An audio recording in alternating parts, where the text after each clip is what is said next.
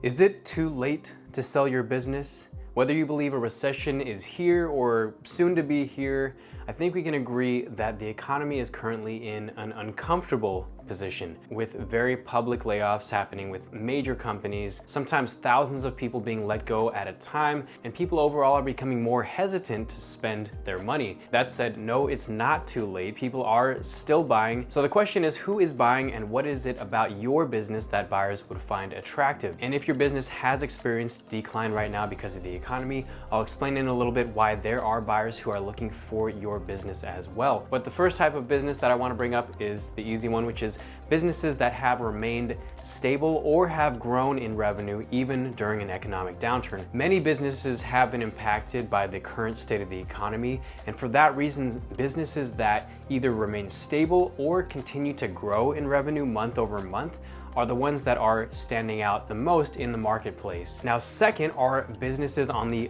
opposite spectrum, those who have declined, but specifically declined during this specific time period, during an economic downturn.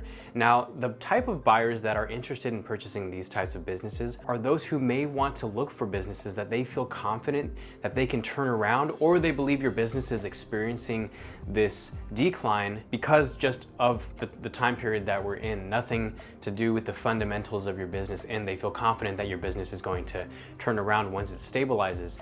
Now, these are buyers that will purchase the business because they feel like they can get a better deal on the business right now. So if you have a business like this, you may want to promote this kind of point to this specific type of buyer. That's especially true if your business comes with certain growth opportunities. And that's number three, the growth opportunities of a business. So if a buyer looks at your business and they can see how they would be able to immediately, in some cases, grow your business, maybe you have an FBA or an e-commerce product that has received some attention from brick and mortar stores, and for somebody who has the capital or just the desire to go in that direction, they'd be able to open an entirely new revenue stream.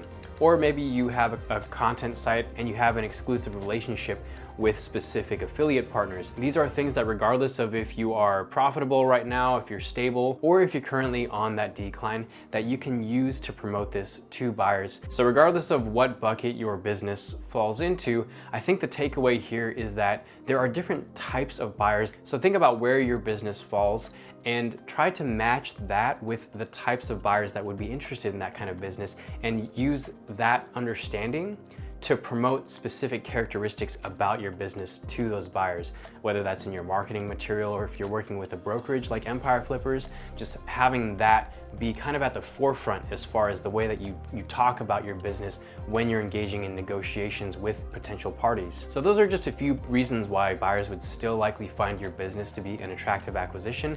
So I think the next question then is, as a seller, when is the best time to sell? So a lot of sellers might try to time the market, and if that describes you, you may have fallen into that trap by not selling previously when the market was really hot, thinking that you'd be able to sell for an even higher valuation. So what I would say is, don't try to time the market, but base your decision off of your personal goals. I have actually had the opportunity over the past year to interview every week sellers of these online businesses that are listing their businesses on the Empire Flippers marketplace. And one of the questions that I always ask them is, why are you deciding to sell now instead of continuing to grow the business further?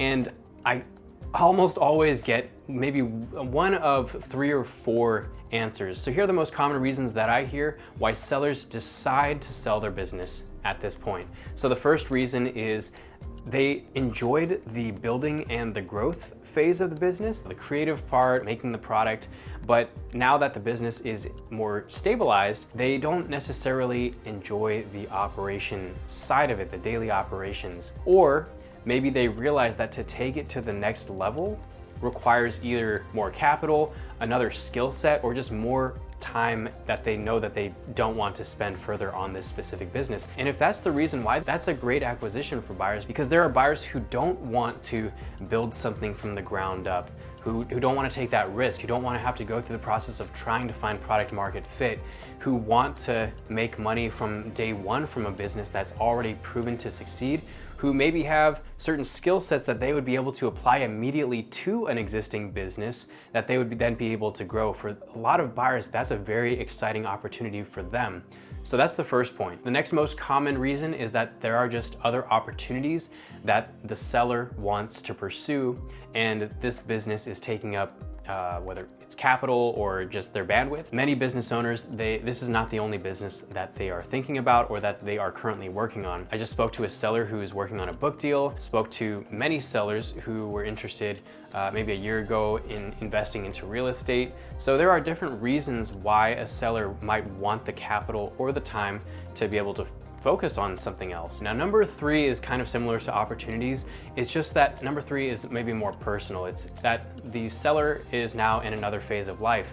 This could be that they've gotten married and they're starting a family, or maybe they are a student who has now graduated and they want to focus on their career. So those are a few ways to think about how to promote the business, your specific kind of business, and a few things to ask yourself when considering the right time to sell your business. But if you're still not interested in selling and you're actually interested in buying, then click on this video here where I talk about why buying a business could potentially be recession proofing you. So that's all for now. Thanks for watching. See you in the next one.